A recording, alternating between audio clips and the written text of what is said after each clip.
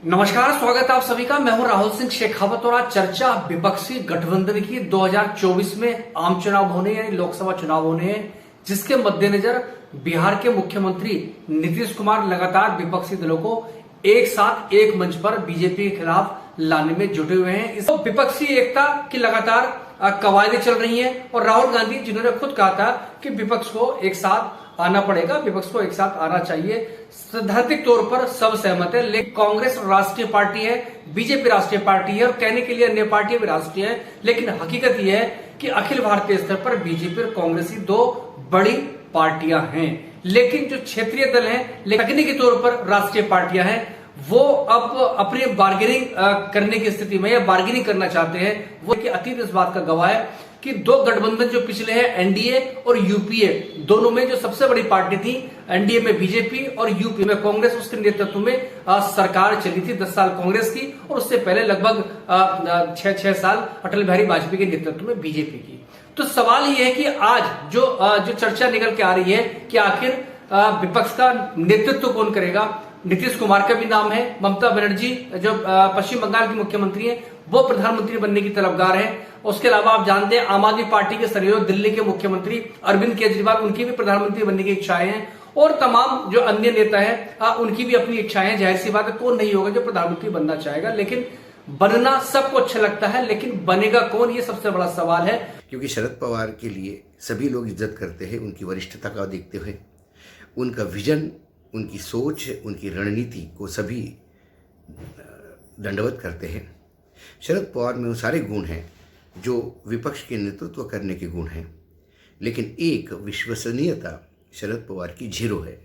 शून्य विश्वसनीयता के साथ शरद पवार हमेशा प्रधानमंत्री के रेस में पीछे आते रहे हैं। महाराष्ट्र की राजनीति में भी शरद पवार की विश्वसनीयता को लेकर ही सवाल उठाए जाते हैं। महाराष्ट्र की राजनीति के पिछले 5-7 साल यदि हम देखें तो उन्होंने एक बार बीजेपी को मदद की, एक बार शिवसेना को मदद की, एक बार कांग्रेस को मदद की। ऐसे वो लगातार कभी शिवसेना के खिलाफ जाते हैं, कभी बीजेपी के खिलाफ जाते हैं, कभी कांग्रेस के खिलाफ जाते हैं। ऐसे कई उदाहरण मिलेंगे। पृथ्वीराज चौहान की सरकार थी, उसको शरद पवार जी के साथ सरकार थी, उसको 6 महीने पहले चुनाव के सपोर्ट विड्रॉ करके शरद पवार जी ने वो सरकार गिरा दी, कांग्रेस को बर्फ में लगा दिया।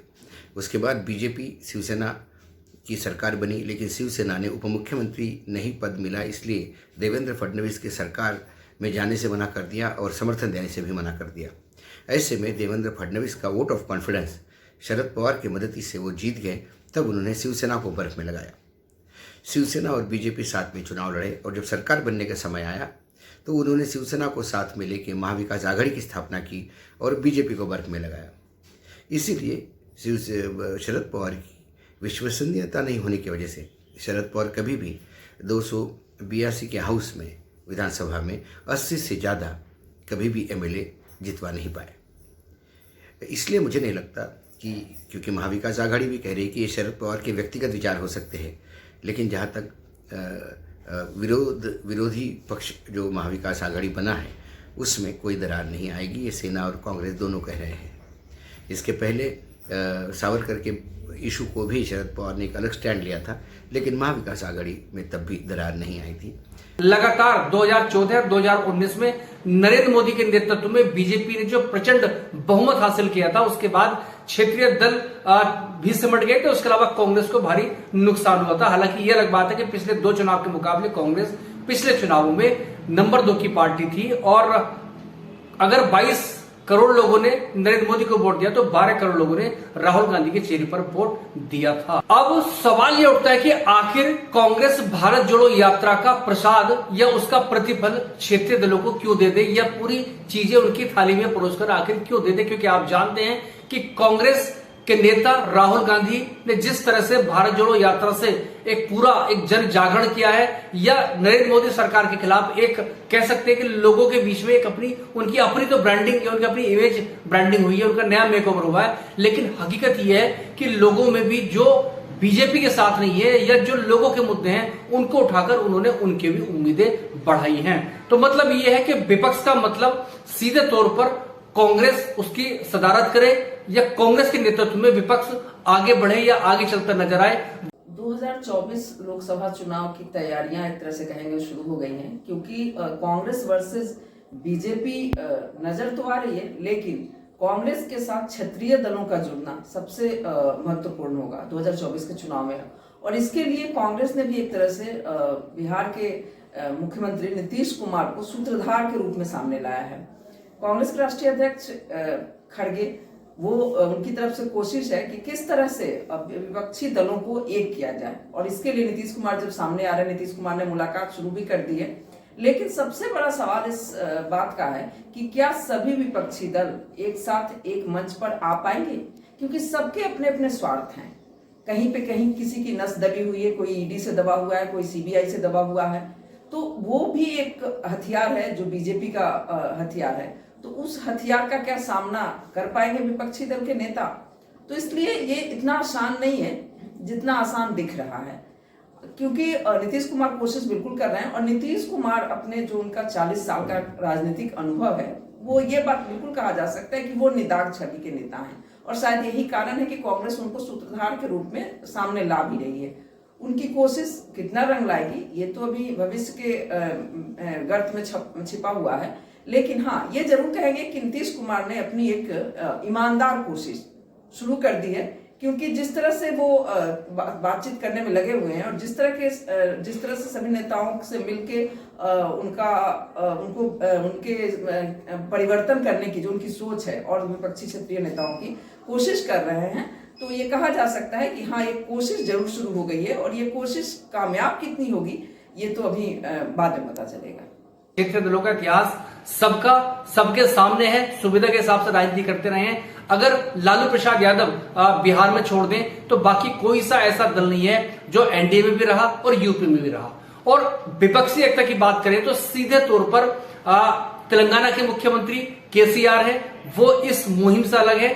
और उड़ीसा के मुख्यमंत्री नवीन पटनायक, जिनकी बीजू जनता दल है, वो भी इस एकता से अपने आप को दूर बनाए हुए हैं। आंध्रा के मुख्यमंत्री जगन रेड्डी हैं, वो इससे दूर हैं। और इन सबसे इतर उत्तर प्रदेश की पूर्व मुख्यमंत्री यानी बहुजन समाज पार्टी की जो सुप्रीमो है मायावती, उन्होंने भी इससे दूरी बना ली है, क्योंकि कहा जाता है कथित तौर पर मायावती बीजेपी के लिए एक तरह से शांत, एक साइलेंट बैटिंग कर रही हैं। और नवीन पटनायक किसी भी गठबंधन में दिखना नहीं चाहते हैं, और जगन रेड्डी की भी स्थिति वही है। और तेलंगाना का जहां तक सवाल है, केसीआर बीजेपी की विरोधी है, लेकिन वहां पर दरअसल कांग्रेस से उनका सीधा मुकाबला होता। तो ऐसे में आखिर वो किस तरह से प्री पोल अलायंस के तहत वो कांग्रेस के साथ जाएंगे या जाना चाहेंगे? भारतीय जनता पार्टी के अच्छे दिन तभी तक हैं जब तक विपक्ष एकजुट नहीं है। राष्ट्रीय स्तर पे अगर आंकड़ों की बात करेंगे तो वोट शेयर में 37% वोट शेयर के साथ भारतीय जनता पार्टी सरकार में है, बहुमत से है, और 63% वोट शेयर के साथ विपक्ष जो है वो विपक्ष में है। यही सवाल के घेरे में आता है। इसकी प्रमुख वजह है कि विपक्ष एकजुट नहीं है। वोट होने के बावजूद आप सत्ता में नहीं हो, क्योंकि आप बिखरे हुए हो। 2019 में उत्तर प्रदेश से समाजवादी पार्टी ने कोशिश की, बीएसपी के साथ गठबंधन करके उन्होंने अपनी कोशिश की, लेकिन जो बीएसपी का नेशनल लीडरशिप है उसका संदेश शायद उनके वोट बैंक तक नहीं गया, और जो भी कोऑर्डिनेशन था कार्यकर्ताओं से वो नहीं हो पाया, जिसकी वजह से वोट ट्रांसफर नहीं हुए और वो गठबंधन सफल नहीं रहा। लेकिन ऐसा नहीं है कि एकजुट होकर हम काम नहीं कर सकते हैं, कोऑर्डिनेशन के साथ काम हो सकता है, लेकिन कांग्रेस को भी इसमें पहल करनी होगी, क्योंकि कांग्रेस अगर क्षेत्रीय दलों के साथ एडजस्ट और कॉम्प्रोमाइज नहीं करेगा तो भारतीय जनता पार्टी को हराना आसान नहीं होगा। वोट शेयर होने के बावजूद हम विपक्ष में हैं और हम उनको हरा नहीं पा रहे हैं, क्योंकि हम आपस में लड़ रहे हैं। जो कांग्रेस के अंदर की जो खबरें आती हैं, हालांकि सैद्धांतिक तौर पर कांग्रेस विपक्षी एकता के पक्ष में, लेकिन बहुत सारी चीजें हैं। और आम आदमी पार्टी का भी जिक्र करना जरूरी है, क्योंकि आम आदमी पार्टी पहले दिल्ली यानी एनसीआर में सरकार थी, लेकिन अब उसकी पंजाब में सरकार है, जहां सीधा कांग्रेस का उससे मुकाबला होता है। तमाम कयासबाजी और तमाम फॉर्मूलों के बीच में कांग्रेस कर्नाटक और हिमाचल में अपनी सरकार बना चुकी है, बीजेपी को कह सकते हैं कि बाहर का रास्ता दिखा चुकी है। और जाहिर सी बात है, पहले भारत जोड़ो यात्रा से पूरे देश में जन जागरण हुआ है, कांग्रेस का एक कह सकते हैं पुनर्जीवन की उम्मीदें जगी हैं। और अब चुनावी दृष्टि से, क्योंकि आप जानते हैं कि राजनीति में चुनावी सफलता सबसे बड़े मायने है, उसको सबसे ज्यादा मायने या महत्व उसी के होते हैं। और आप जानते हैं कि कर्नाटक में कांग्रेस ने जबरदस्त जीत हासिल की है, उससे पहले हिमाचल प्रदेश में भी जबरदस्त जीत जो था हासिल की थी। और ऐसे में अब अगर कोई विपक्ष या कोई विपक्षी पार्टी या खास तौर पर क्षेत्रीय पार्टियां कांग्रेस से ये उम्मीद करें कि वो खुला मैदान छोड़ दे, जो फॉर्मूला सामने नजर आ रहा है कि 200-250 सीट में कांग्रेस सिमट जाए और बाकी क्षेत्रीय दलों को छोड़ दिया जाए, तो मुझे लगता नहीं है कि कांग्रेस इस पर तैयार होगी। बल्कि ये बहुत सारी विसंगतियां हैं या पेचीदगी हैं, लेकिन इन सब के बीच में 2024 के मद्देनजर नरेंद्र मोदी का रथ तीसरी बार चलने से रोकने के लिए ये एकता की बात चल रही है। लेकिन एकता का फॉर्मूला क्या होगा ये आने वाला वक्त बताएगा।